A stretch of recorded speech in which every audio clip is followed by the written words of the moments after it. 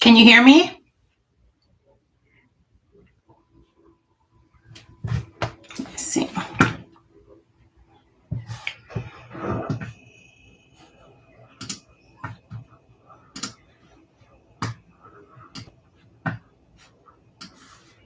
Okay. Can you see my screen?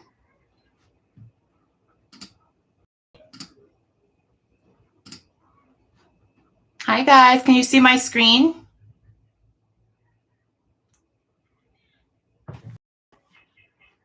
I'll just wait a second and see if anybody else comes in. We're going to watch the most witnessed UFO incident in history. It's a Y-Files kind of night tale. It's 30 minutes long. Just something interesting. It's my first time going live, so I'm not sure that I'm going to get everything right, but we're working with it. How do I pin a comment, MG? Oh, I think I see.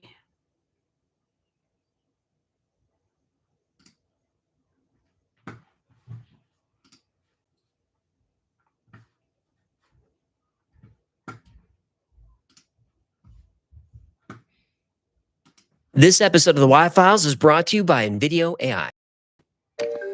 In the late 1970s, all across South America, farmers were mutilated. The wounds were precise. Surgical cuts, puncture holes, and burns. Major organs were missing. The bodies were drained of blood. Something was terrorizing the continent. But on a remote Brazilian island called Colares, the pattern changed. 3 things made the Colares animal attacks unique. 1, there were witnesses. 2, there were pictures. And 3, the animals were people.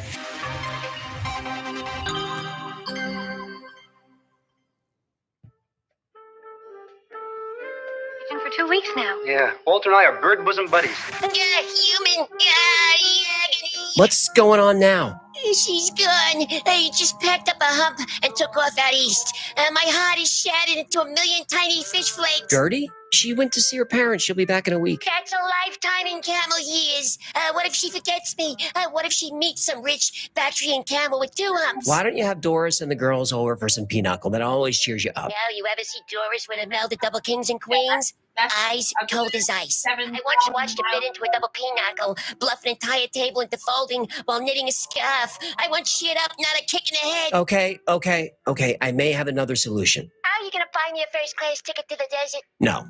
What if I told you you can have a lifelike version of her right by your side? If you're suggesting taxidermy, I swear... I'm talking about NVIDIA AI. It can turn any idea into a fully realized video. Did you just generate today's sponsor? I sure did. NVIDIA AI enables you to turn your ideas into full-length videos just the way you've envisioned them. It's seamless, intuitive, and perfect for any skill level. Unlike traditional tools, NVIDIA AI removes the hassle and puts you in the director's seat, letting you focus on your vision while it does the heavy lifting. Simply start by typing a prompt or choosing a workflow that matches the type of video you want to create. Select Use Only AI Clips to ensure your video has all the generative AI footage. This will directly give you the first cut of your video in a few minutes. From there, you can fine-tune your video using simple text-based commands in the Edit command box. Just type in what you'd like to change. No need to deal with a traditional video timeline. Plus, you can even clone your voice, allowing all your videos to be narrated by, well, you. Try NVIDIA AI now for free. It'll save you hundreds of dollars that you normally spend on editing, animation, and production costs. Bring your ideas to life with NVIDIA AI. This is perfect. perfect, the music, the beauty, the subtle dominance. Subtle dominance? Gertie's a confident camel. You think she's just gonna let any guy ride her?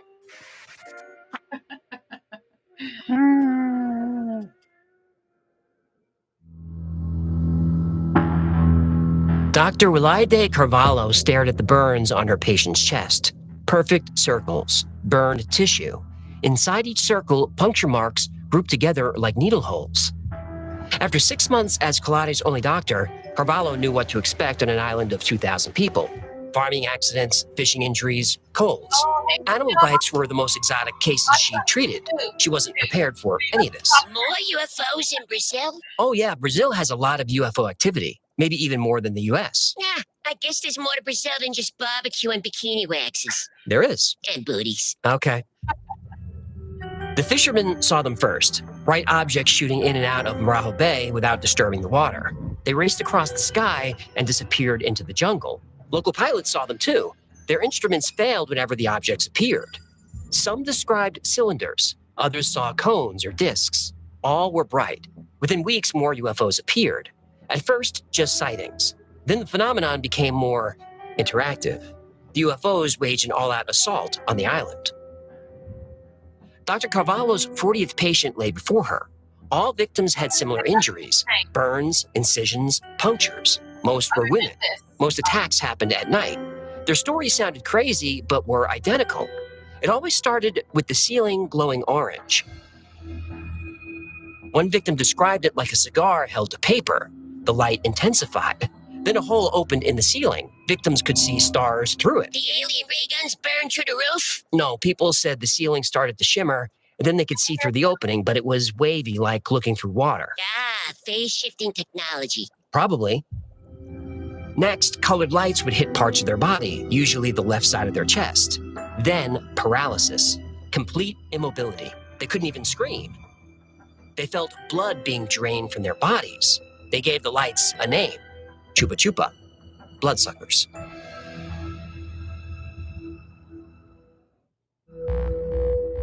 When people told Dr. Carvalho they felt blood being sucked from their bodies by beings of light, she dismissed it as trauma.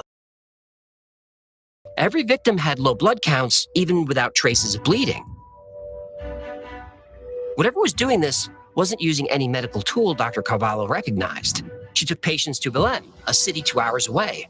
Doctors there were equally baffled. The burns appeared in seconds, but took weeks to heal. Brain scans showed unusual activity patterns no one could explain. Half the residents fled the island. Those who stayed lit bonfires. They set off fireworks. Bonfires and fireworks? Oh, they were celebrating the arrival of the new alien overlords. No, they were trying to scare them off. Yeah, if you can shoot laser beams through invisible roof holes, you're probably not going to flinch at a few bottle rockets or Roman candles. The lights weren't afraid. They even shot at them with hunting rifles. Nothing worked. After treating strange injuries all night, Dr. Carvalho got a call from Belém. 2 of her patients had died. Official cause? Unknown. She begged local authorities for help, but they were overwhelmed. Police increased patrols. The lights kept coming. The island transformed into a prison of fear. Fishermen refused to go out. Farmers abandoned their fields. The economy collapsed. Yeah, you know, it is hard in the economy when people can't go to work. It is. But at least on this island, they chose to stay home. Imagine if the government forced you to close your business. Devastating. Okay, I see what Imagine what would happen to the economy if you shut it down for 2 years. Ooh, Mama, that would be devastating and unconstitutional. Now is not the 2 time. weeks to flatten the curve of my dorsal fin. You got that out of your system? Sorry. I got triggered. Go ahead. What happened next? The mayor finally called the Air Force. His island was under attack. People were hurt. 2 were dead. He was put on hold, and a different voice picked up. He asked if victims had experienced blood loss or tissue damage like burns or punctures. When the mayor confirmed, they promised to send investigators. The mayor exploded. He didn't want investigators. He wanted fighter jets, missiles. He wanted these things destroyed. The Air Force officer was not surprised at the mayor's description. He had heard it all before. A special unit arrived the next day, except they didn't bring weapons. They brought cameras.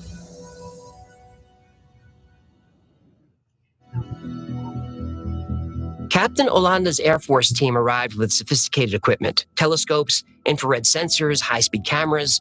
They set up observation posts along the beach, working rotating shifts to document every incident. The military told local media this was a routine investigation. The talk of UFOs were rumors. There were no flying saucers. The lights were probably birds or planes. Satellites, weather balloons, swamp gas. Right. The Air Force said they weren't looking for UFOs. They were just there to secure the island. But if they weren't looking for UFOs, why did they call this Operation Prato? Prato is a Portuguese word for plate, or dish, or saucer. Olanda's orders were to debunk the story. Simple mass hysteria, he thought. Poor farmers and fishermen were seeing satellites or birds. Oh, yeah, you gotta watch out for the laser beam shooting vampire birds in Brazil. They're very crafty.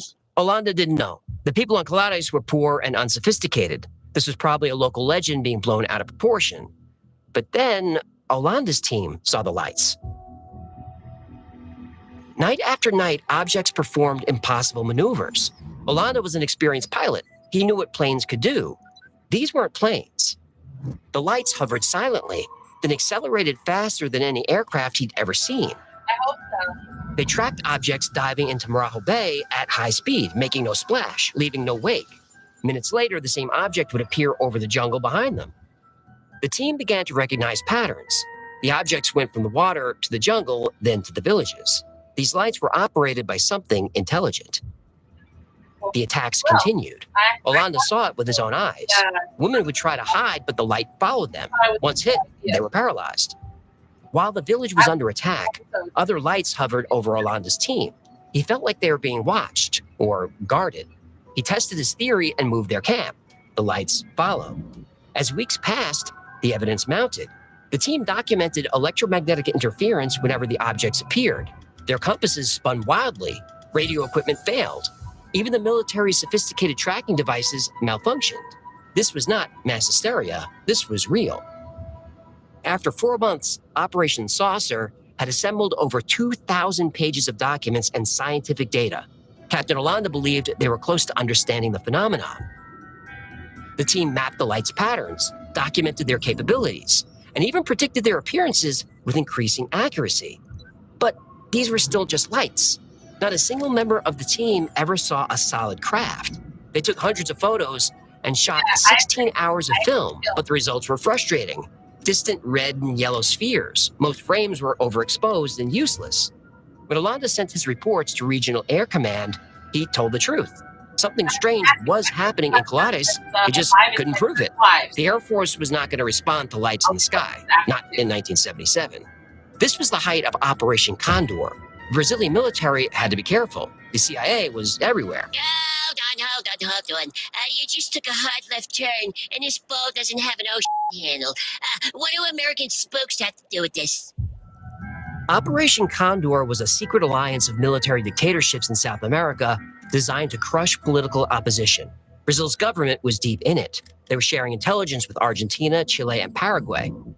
They worked together on covert operations like coups and assassinations, all paid for by the CIA. Right.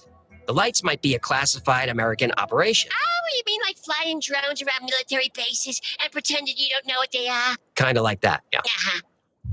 If the Brazilian Air Force took out an American asset and disrupted a CIA op, the consequences would be severe.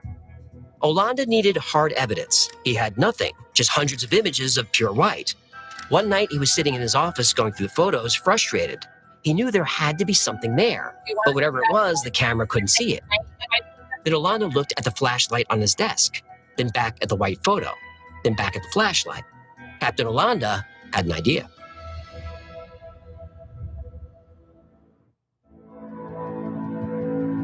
Captain Olanda's team had sophisticated cameras, night vision devices, and state-of-the-art telescopes.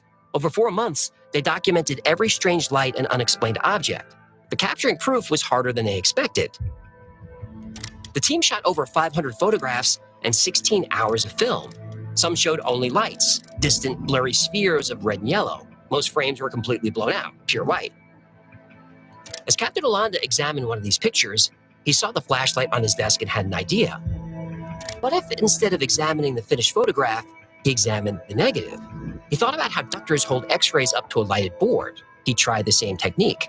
He enlarged the negatives, which looked pure black, but they weren't. When Olanda held them up to a light, he saw the faint outline of an object. Captain Olanda asked Milton Mendonça to join the team. Mendonça was a filmmaker and photographer, but he was also a sergeant and a trusted friend. Mendonça brought special ultraviolet film and showed the team a new technique. Instead of trying to photograph the lights directly, they focused on capturing the solid shapes hidden within them. It worked. The new photos revealed cylindrical objects with black bands along their hulls. Some were over 300 feet long, bigger than a 747. The objects moved in formation, even when diving into Marajo Bay, always without making a sound. The cameras also caught smaller probes being released from what the team called motherships. These probes would return to the larger craft after conducting what seemed to be surveillance missions. By December 1977, the team had documented enough evidence to prove these objects were real.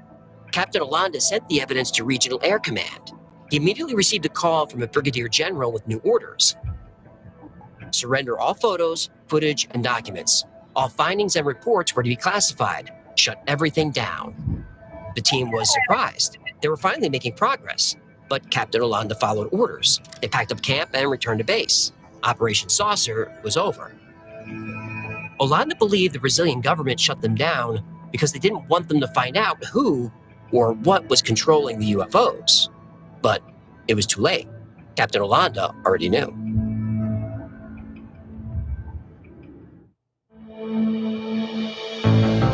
Soon after the military left Colades, the UFO encounters ended. The Air Force's official statement? Nothing extraordinary was found.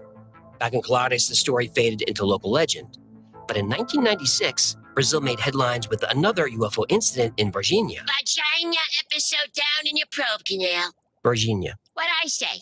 The public wanted answers. For 20 years, Captain Olanda kept silent about Colades. Then in 1997, now a retired lieutenant colonel, he decided the truth had to come out. For 2 days, Olanda spoke with A.J. Javert of Brazilian UFO magazine. His memory was sharp, but something had changed in the captain. The confident military commander was gone, replaced by a man haunted by what he'd seen. He described 3 encounters with the objects. The first happened during a routine night watch. A light appeared over Marajo Bay, performing impossible maneuvers. The object was cylindrical, about 100 meters long, and made a strange hum. Esse troço fazia barulho de barulho de ar cultural, mas bem mais forte. Parecia coisa de uma turbina. Aquele barulho de turbina. Não era barulho de jato. Era barulho de uma coisa girando, uma coisa. The second encounter occurred on the beach. A craft appeared directly above his team. Ela veio acompanhando a lateral, a margem do rio oposta do Itaú. Ela veio acompanhando, e a gente vendo, olha ali. Olha lá, e veio. Quando chegou na direção da ilha, ela entrou na direção do Belém. Mas estava muito baixo. Na altura das árvores, passando a copa das árvores. Mas uma luz muito grande, uma troço enorme. The object was close enough that Olanda could see it wasn't made of any material he recognized. The surface seemed to shift and flow like liquid metal. At this point, Olanda realized the objects were aware of them and were being operated by an intelligence. Eles parecia que tinham absoluta certeza de nós estávamos. Eles não procuravam. Eles estavam em cima da gente. Depois de algum tempo que nós estivemos lá, vamos dizer, depois de um mês, as coisas eram em cima da equipe. Eles já estavam em cima da gente, eles sabiam o que a gente estava fazendo. Você podia se deslocar, estava aqui e ia para outro lugar. Lá que eles... Como se eles tivessem conhecimento da nossa movimentação, sabiam com segurança onde nós estávamos. Operation Saucer lasted 4 months. During this time, Olanda sometimes went home to see his family. During one of these visits, in his own home, he had a life-changing incident.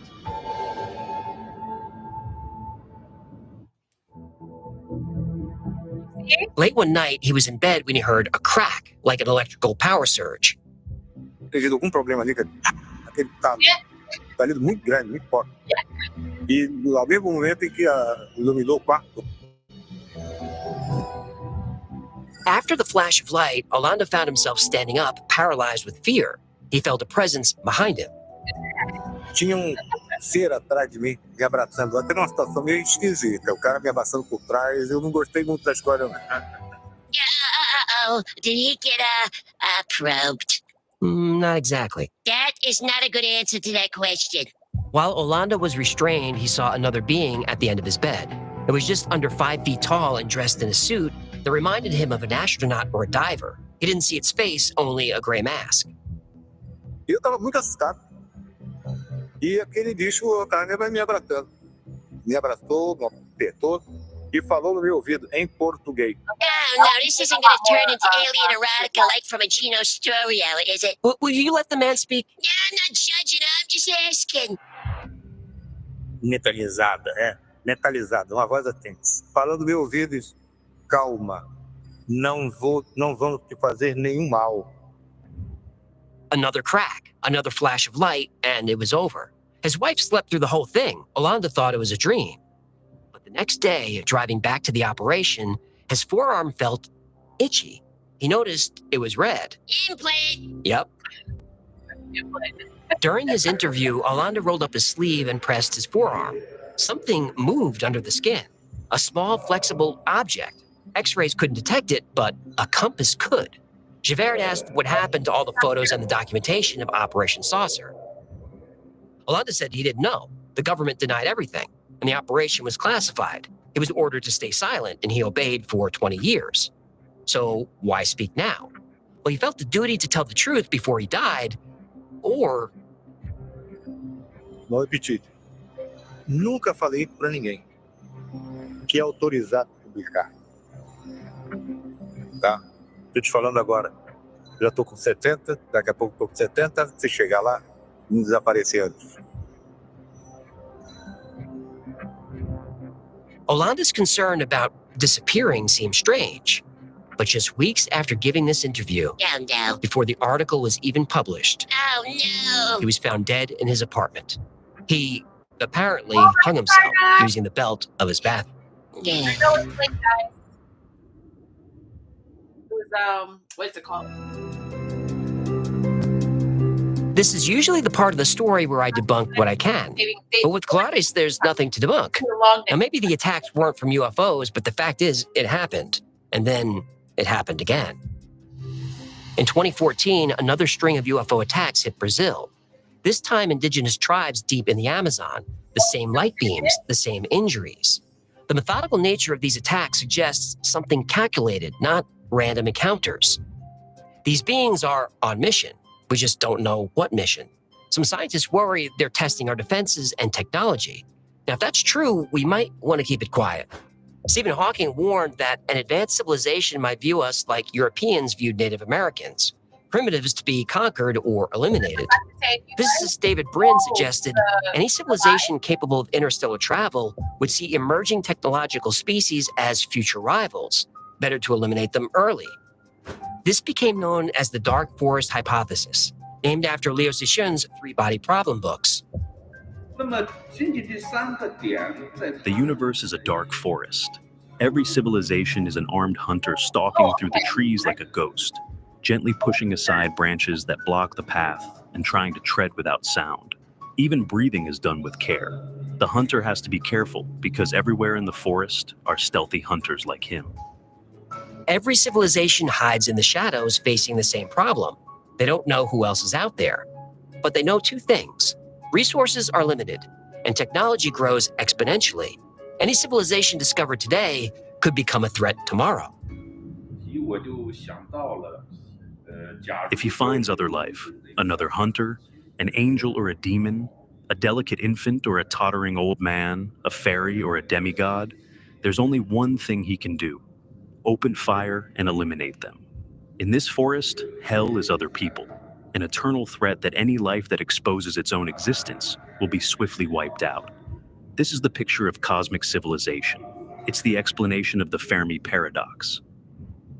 The Fermi paradox asks, if billions of advanced civilizations should exist, where is everybody? The answer, they're hiding. The moment you reveal yourself, you become a target. Not because advanced civilizations are evil, but because they can't risk letting potential competitors emerge. We don't know what these UFOs want. And given their technology, they could destroy us easily, but haven't. Does that mean they're friendly? Not necessarily. Maybe they just don't care. We're not a threat. Like the aliens in the three-body problem. They may think of us as bugs. And like bugs, we can be annoying, but we're not really dangerous. But what happens when wasps build a nest in your attic and start stinging your children? You call an exterminator. Our radio waves, space programs, and attempts at alien contact are like lighting a flare in the dark forest. They might lead to a new alien race making first contact, a race that will do more than experiment on a small number of people. Our government may have technology that aliens would view as threatening, and if it exists, it might be better to keep it a secret. But the decision shouldn't be up to the military alone. The military's job is to destroy things and kill people, and that's what they do. The military is necessary. But we need to show humanity is capable of more than destruction. We need civilians involved, scientists, philosophers, theologians. We need our brightest minds and our most empathetic souls. People Sorry, guys. Hit the wrong button. who represent the best of us. Because when first contact is finally made, it'll either be the greatest achievement of the human race or the end of it. We need to make this decision now, and let's not get it wrong.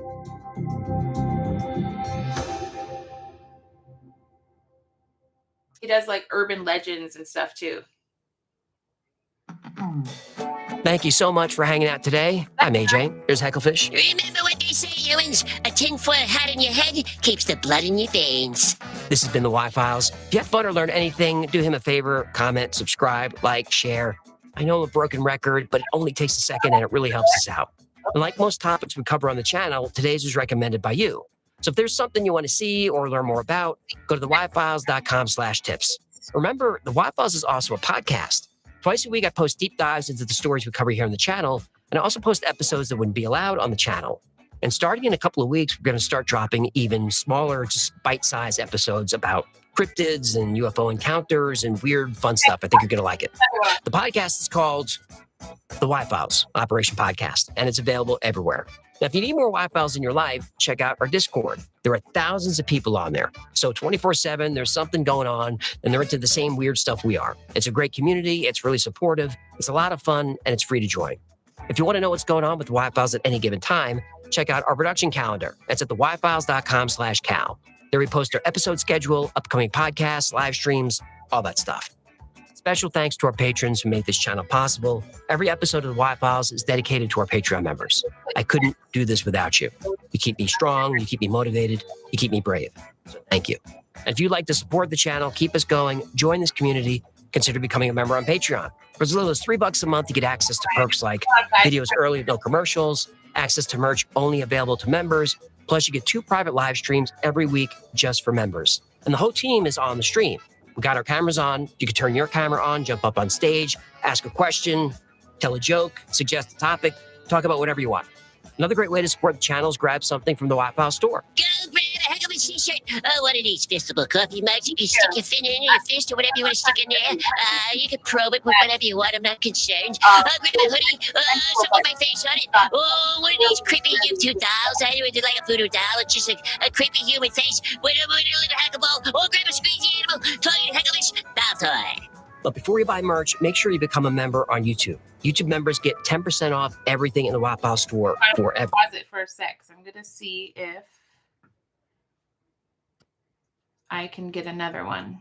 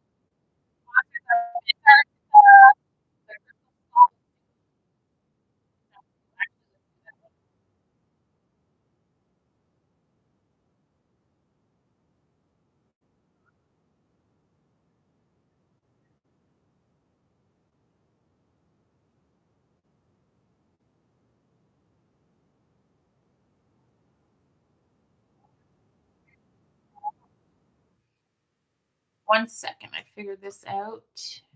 Close this one.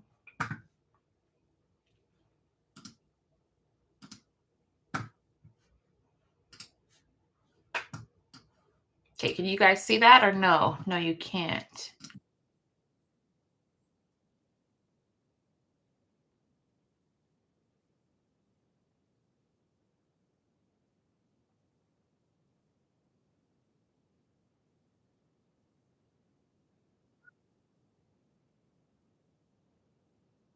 Benzyl alcohol and turned on the polarized light to examine its structure. The test results didn't make sense. The skull defied everything the scientists knew about physics, geology, engineering, and optics.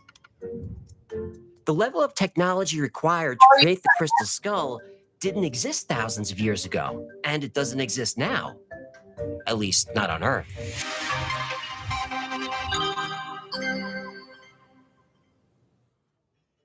So good to see you. Happy Life Day. Human! I have an emergency! Kind of busy here, pal. Wait, what? Another alien story? Come on, the beavers hijacked my laptop. They ruined everything. Oh no, did they chew another? Worse, they opened like 1 billion tabs. My browser looks like a digital dam made of chaos and bad decisions. Well, considering your tabs always look like that, how can you even tell? Oh, you think this is a joke, huh? My entire research empire is contaminated. Your empire, that's what we're calling it now? Human, you know how long it took me to build those tabs? Weeks, maybe months. How am I supposed to get all that work back? Why don't you just try Opera? They have a new 1R2 browser that's smarter, faster, and built for your kind of chaos. Oh, I see what you did there. With Opera's tab traces, you can keep track of recently visited tabs. The darker the underscore, the more recent the tab. Or use tab islands. Group your tabs by context, shopping, research, or planning your next UFO conference.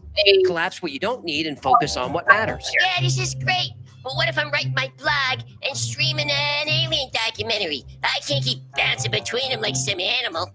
Opera's split screen lets you view 2 tabs side by side in the same browser window.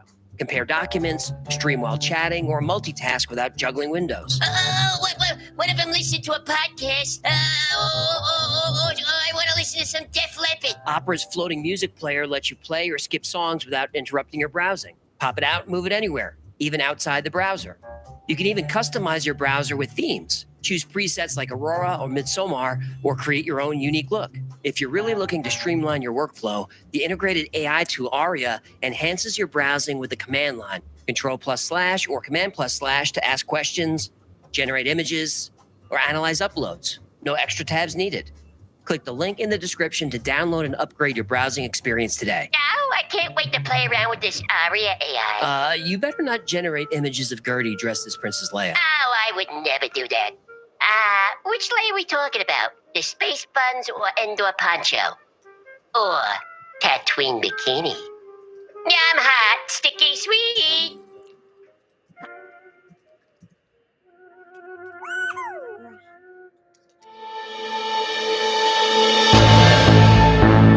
For over 20 years, the CIA ran Project Stargate, a program focused on remote viewing. When the Stargate files were declassified, the targets of interest weren't surprising. The CIA had remote viewers looking at facilities in the Soviet Union, China, and the Middle East. But one target stood out from the rest: Mars. But the CIA wasn't interested in present-day Mars. They were interested in ancient Mars. Using the information in the envelope, these focus on 40.89 degrees north, 9.55 degrees west.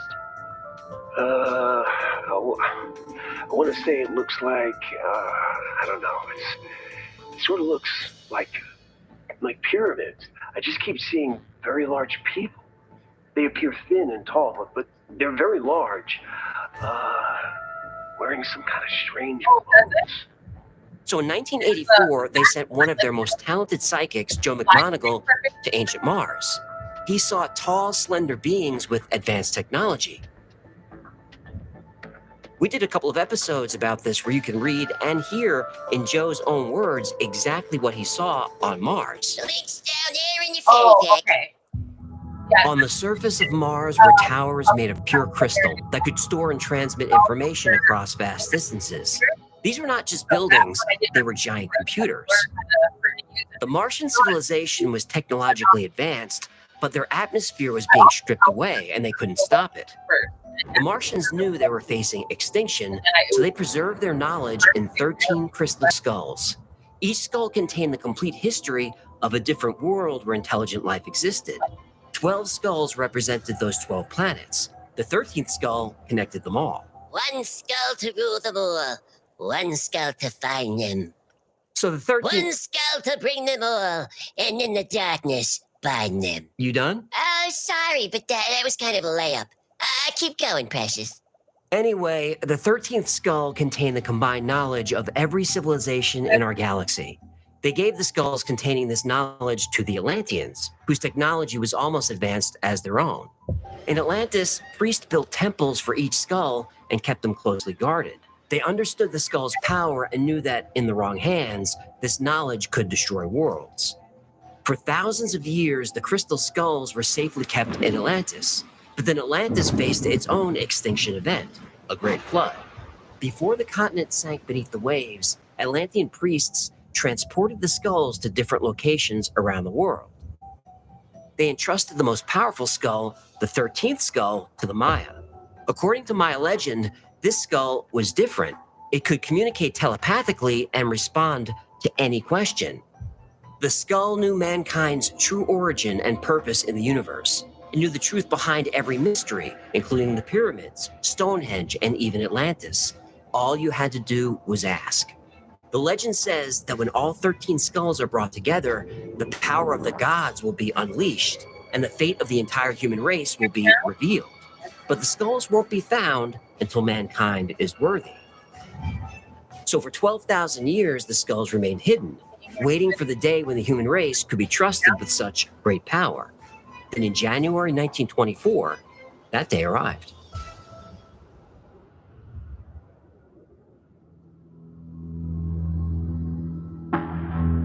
The jungle of British Honduras held ancient secrets, and it was determined to keep them.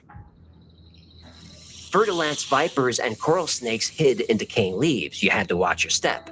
Their venom could kill you within hours, but you also had to watch the trees. Jaguars attacked from above.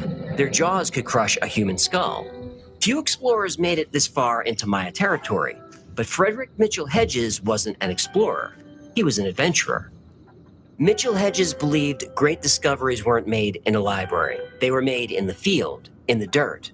He titled his autobiography, Danger My Ally, and here in the jungle, danger was everywhere. Mosquitoes carrying malaria filled the air. Spiders, scorpions, and fire ants covered the vines. Parasites were in the water. Flesh-eating botflies were in the mud. None of this frightened F.A. Mitchell Hedges. He was a spy and a soldier. He was captured by and escaped dangerous tribes. He fought deadly animals with his bare hands. He explored ancient ruins and discovered buried treasure. The stories of his adventures made him a bit of a celebrity back in England. Yeah, this guy sounds like a real-life Indiana Jones. He kind of was. Much of the story from the fourth Indiana Jones movie, Kingdom of the Crystal Skull, was based on this legend of the 13 skulls. Excuse me, there was no fourth Indiana Jones movie. 2008 with Kate Blanchett and Shia LaBeouf?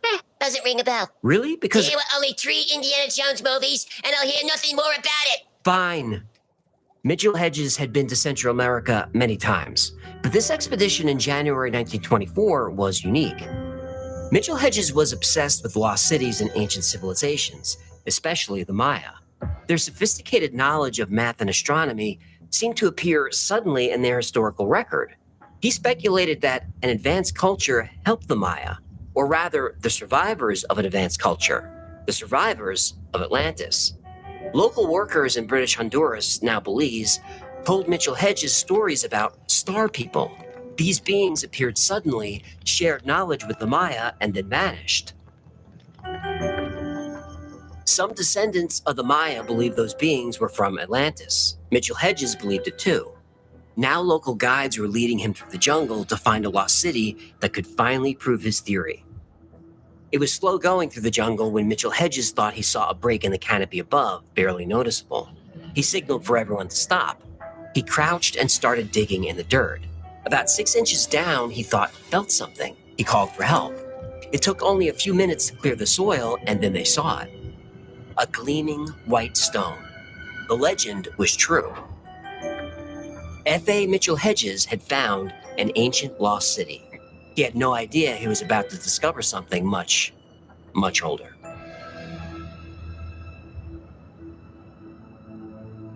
F.A. Mitchell Hedges and his team spent days clearing the site. The ancient Maya city was unlike anything he'd ever seen before. Its stones were perfectly cut and fitted together without mortar. This wasn't typical Maya construction. The walls reminded him of ancient sites in Egypt, halfway across the world. There were homes, markets, temples, an amphitheater, and at the center of it all, a great pyramid. These were the ruins of Lavantun, which translates to place of the fallen stones. And you can't help but wonder, where did the stones fall from?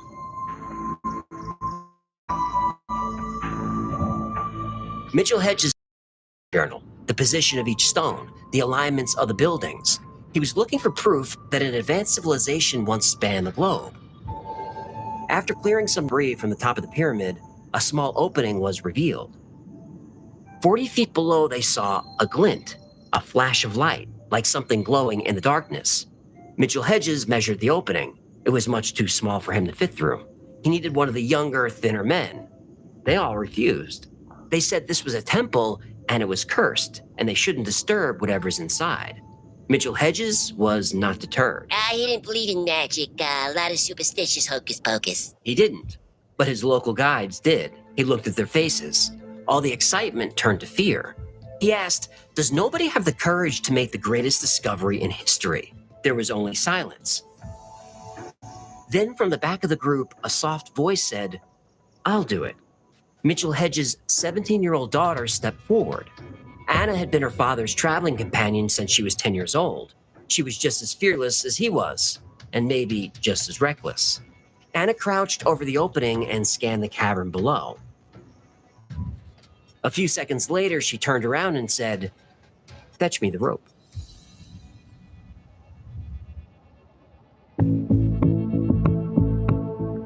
It was her 17th birthday in 1924. Anna climbed to the top of the pyramid with 2 ropes wrapped around her body. Workers carefully lowered her into the void. When she reached the floor of the temple, she approached the altar. She fell to her knees and began digging with her bare hands. A few minutes later, she tugged twice on the rope, the signal to come back up. For days, we kept seeing something shining through the stones where the sun was giving. And of course, we were anxious to get to that one spot. I went to pick it up because I had smaller hands than the other people did. And I picked it up and showed it to my father. And he just couldn't believe that we found this beautiful crystal skull. Wait. Now what? She didn't have to put a bag of sand there, to avoid the booby traps. There were no booby traps. What are skeletons, snakes? No skeletons or snakes. Somebody should tell the old lady a story has a second act problem. Do you want to know what she found or not? Yeah, keep going, but if nobody's face melts off at the end, I'm gonna be disappointed. When Anna finally emerged from the pyramid, she had something wrapped in her shirt. She handed it to her father. A human skull carved from a single piece of pure quartz crystal. It was flawless. Mitchell Hedges held the skull high in the air. There was a moment of silence. The Maya workers were stunned. Then they erupted with joy. A Maya elder told them that the skull was ancient, thousands of years old. According to legend, the high priest could will someone to death by using the skull. From then on, Mitchell Hedges called it the Skull of Doom. Mitchell Hedges returned to London and packed the skull away. He wouldn't show it to anyone for almost 30 years. He only wrote about it one more time before he died in 1959. When Anna inherited the skull, she took it out of storage. Then she learned why her father never mentioned it. The crystal skull started talking.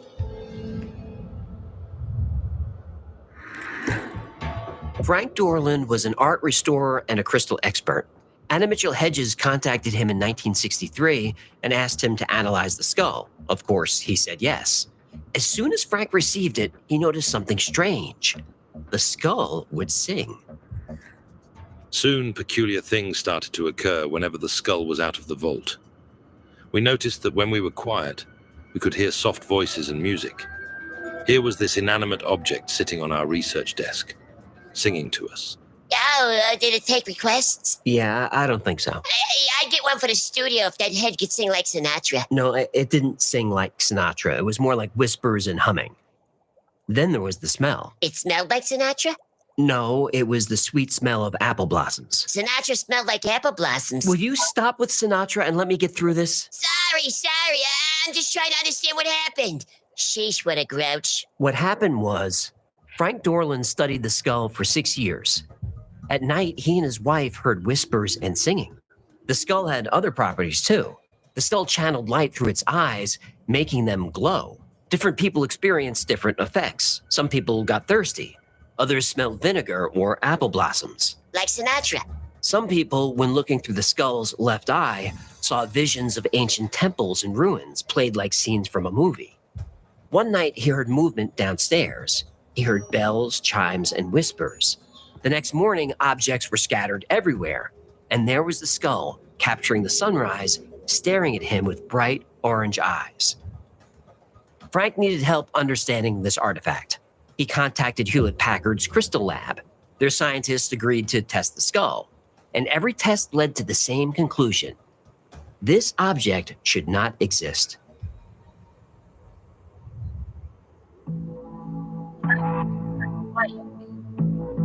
Frank Dorland, his wife, and many other witnesses had strange experiences with the skull. Visions, sounds, and smells. But Frank didn't think the skull was magical. He thought it was a machine. He believed the crystal interacted with thought and consciousness through what he called crystallography. To prove his theory, he took the skull to the crystal lab at Hewlett-Packard. Nobody on Earth had expertise in crystal analysis. They had top men working on it. They did. Top men. I got it. Tests proved the skull and its detachable jaw came from a single crystal. Now that's hard to do. The quartz was cut against its natural axis. Well, that's almost impossible to do. The more they studied, the more the scientists had trouble understanding the skull. When viewed under a microscope, there were no tool marks. The skull's surface was perfectly smooth. The only explanation was that the skull had been polished with water and sand every day for over 100 years. Or it was made with technology we don't understand. Martian technology. Well, the skull's engineering suggested that. The cranium contained ribbon prisms and light tunnels. The eye sockets were lenses. This wasn't an accident. This was engineered. The only way to achieve this effect with a solid piece of crystal is by altering its molecules. We can't do this. Yeah, but Martians could. Well, that brings us back to the legend of the 13 crystal skulls. When the scientists at HP publicized their tests, people started wondering, if the legend was true and mankind was now worthy, then there would be more crystal skulls out there. So researchers started calling museums to see if they had any ancient crystal skulls in their collections. Did they find more? They found more. Yahtzee!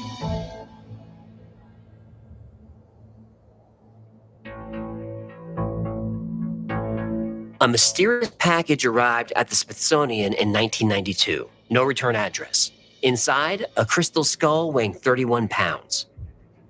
Dr. Jane Walsh had seen this before. The skull, now called the Paris skull, started her investigation into crystal skulls. Her research led to 2 skulls discovered before Mitchell Hedges made his find. In 1878, an Aztec crystal skull appeared at the Musée de l'Homme in Paris. Another showed up at the British Museum in 1897. Both skulls shared a connection, Eugene Vauban. Remember that name. Vauban was a French archaeologist turned antiquities dealer.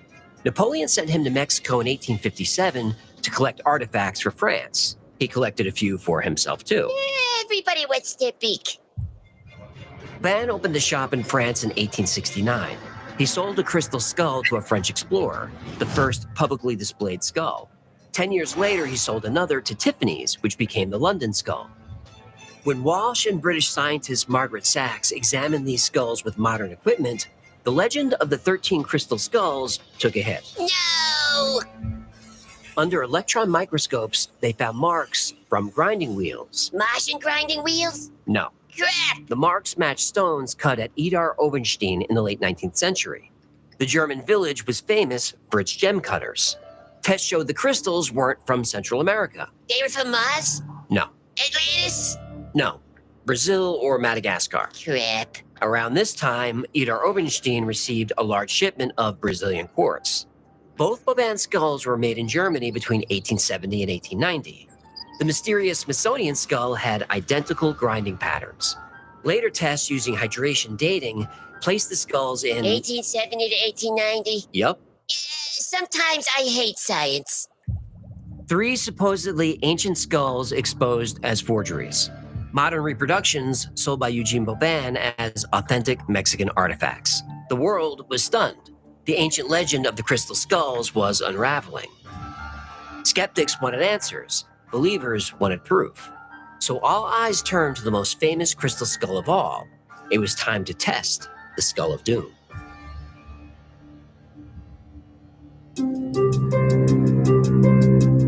When the truth about the crystal skulls hit the media, everyone wanted Anna Mitchell Hedges to allow her crystal skull to undergo the same tests as the others. Anna refused. She protected her legacy until she died in 2007.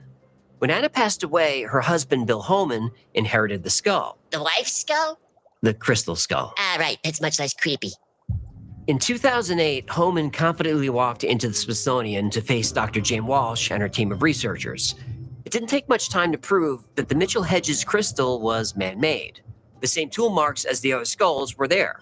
Anna's father, F.A. Mitchell Hedges, really was an adventurer and writer, but his adventures were wildly exaggerated or outright fiction. And Anna seemed to take after the old man. Her story is a complete fabrication.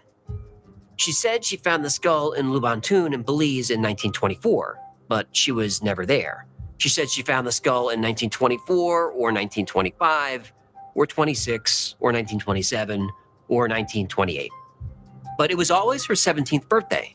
She admitted she was a little hazy on the date, but you'd think she'd know the day and the year that she was born. You lie about the year you were born. No, so do you. Yeah, touche. Now, speaking of Lubantun, her father didn't discover it. It was found by Dr. Thomas Gann in 1903. Mitchell Hedges got the skull in 1943, and we have documentation of this. He bought it from Sotheby's auction house. That's why the skull isn't mentioned in the 1920s or 1930s by Anna or her father. They never heard of it. The seller was Sidney Burney of London. When Anna was confronted with this, she said Burney was holding onto the skull as collateral because her father owed him money. Then he bought it back. But that's not what Burney says. He says he got it from a collection once owned by Eugene Boban. Ah! F.A. Mitchell Hedges seemed to have borrowed his story from a novel written by Jack McLaren in 1936 called The Crystal Skull. It's about a scientist who finds a crystal skull that can show the future. As for Frank Dorland, he made up all the supernatural stuff about the skull, which actually annoyed Anna, and they had a falling out. Uh-oh, what happened? Well, she gave Frank the skull for an appraisal. She wanted to sell it. His stories about magic, voices, and poltergeists were making buyers uncomfortable. So Dorland offered her a compromise. They should work together and write a book. There's always a book. The book never happened. Now, Hewlett-Packard did test the skull, but they refused to test anything supernatural related. All they did was confirm it was a single piece of quartz. So the Maya legend of the 13 crystal skulls is firmly debunked. Neither the Maya nor the Aztecs had any such legend. They both worked with quartz, but not to make skulls. Both cultures like skulls, but I don't want to get into that here. The truth is that the crystal skull myth was created by the New Age fad, that popped up in the 1970s and 1980s. This legend fooled people for 100 years, and you know what? It wasn't a waste of time. Quartz crystal is about as close to a magic material as we can get. Crystals can manipulate light frequencies, split them, combine them, create lasers. Crystals can generate electricity. We talked about this during the Tesla Pyramid episode. Pyramid power plant link down at the bottom of your cereal bowl. Crystals can also store electricity more efficiently than batteries. But here's the big one. Certain crystals can conduct electricity with perfect efficiency. This starts to get into zero-point energy territory. Crystals can entangle particles, making them useful in quantum computers. Scientists are using crystals to create self-healing materials. Some say crystals could be the secret to teleportation or the secret to consciousness itself. Now, a lot of this is theoretical, but there is one magical property crystals have that we're using right now: data storage. And here's where the Martian Atlantis story pops up again. If you were an advanced civilization going extinct and you wanted to preserve all your knowledge forever, you would encode that knowledge onto crystal. Crystal is harder than steel. It can survive extreme heat and pressure, and the data on it can last for over 13 billion years. And quartz crystal can store a lot of data, which is an understatement.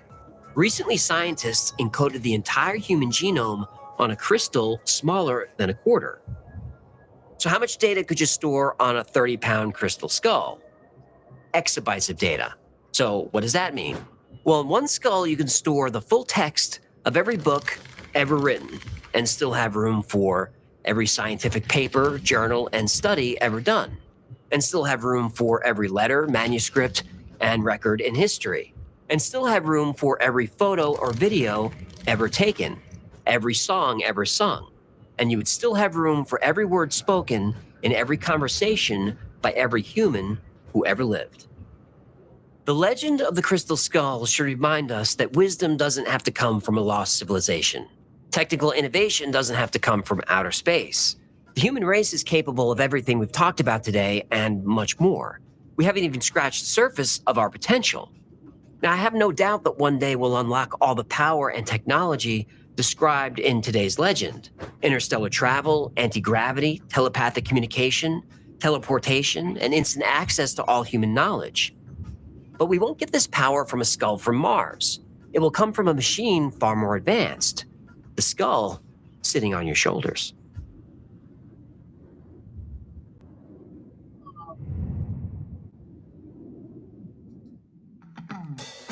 Thank you so much for hanging out with me today. My name is AJ. There's Hecklefish. I am the monarch of the sea, the ruler of the Queen's Navy. This has been the Y-Files. If you had fun or learned anything, do him a favor, subscribe, comment, like, share. It's a small thing to ask. It takes just a second to push the button, but it means so much to us. Now, like most topics we cover here on the channel, today's was recommended by you, by lots of you. So if there's a story you want me to cover, go to theyfiles.com/tips. Remember, the Y-Files is also a podcast, so you could take us with you. Twice a week, I post deep dives into the stories we cover here on the channel, and there's also stories labeled unredacted that wouldn't be allowed on this channel. The podcast is called The Y-Files, Operation Podcast, and it's available everywhere. Now, if you need more Y-Files in your life, I don't know, you're down, you're feeling lonely, or you're just bored, check out our Discord server. We're 75,000 members, so there's always someone on there 24/7. It's a great community, it's a lot of fun, and it's free to join. If you ever want to know what's going on with the Y-Files, you can check out our production calendar. There we post our episode schedule, podcasts, live streams, everything. Now, special thanks to our patrons who make this channel possible. Every episode of the Y-Files is dedicated to our members of the Patreon community. I could not have done this without you. And as you can see, I'm doing better, and it's because of you guys. And if you'd like to support this channel and keep us going, join this amazing community, consider becoming a member on Patreon. For as little as $3 a month, you get to support the channel, you get access to videos early with no commercials, access to merch only available to members, plus at least 2 private live streams every week just for you, and they're unique. They're not like the live streams on YouTube. My camera's on, but you get to meet the whole team. Everyone's camera is on.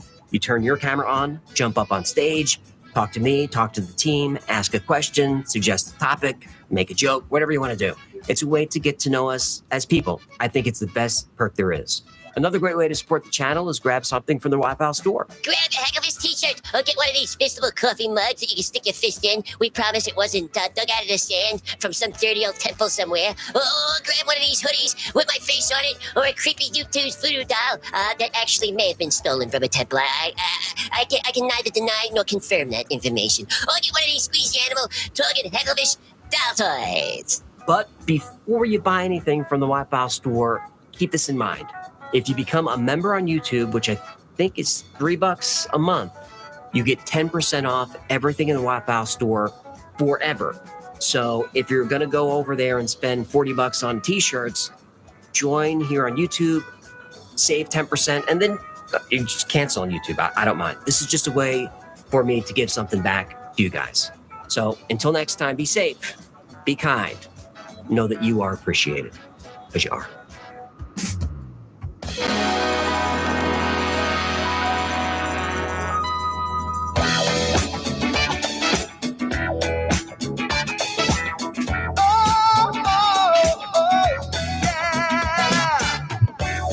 Philippians in Area 51, a secret code inside the Bible said I would.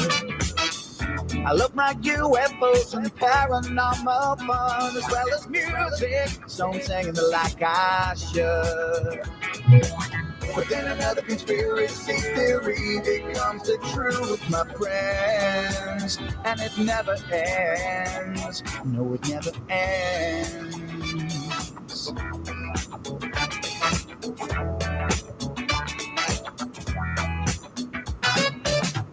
I feel the crap cat, I got stuck inside Mel's hole with MK Ultra. I'm being only too aware. Did Stanley Kubrick fake the moon landing alone on a film set with the shadow people there? The Roswell aliens just fought the smiling man, I'm told, and his name was Cold. And I can't believe I'm dancing with the fish. Hecklefish on Thursday nights, Wednesday days, when weapons have me all through the night. All I ever want to the weapons have me all through the night.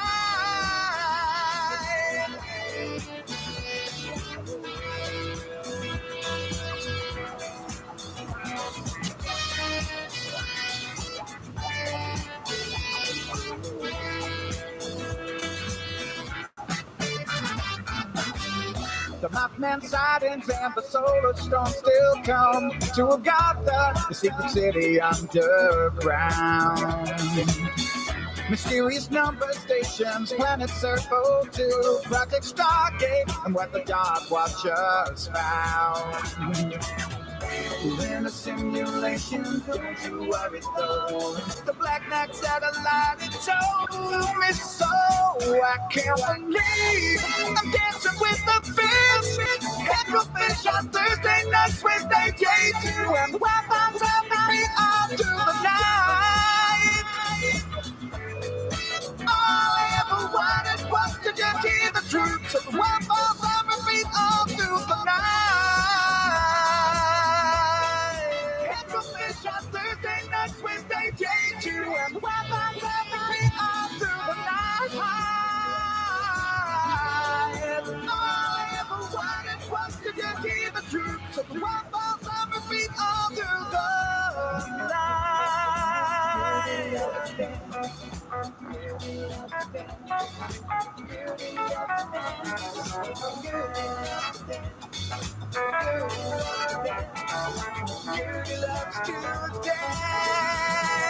Gertie loves to dance on the dance floor because she is a camel, and camels love to dance when the feeling is right on waves in time. Gertie loves to dance. Gertie loves to dance.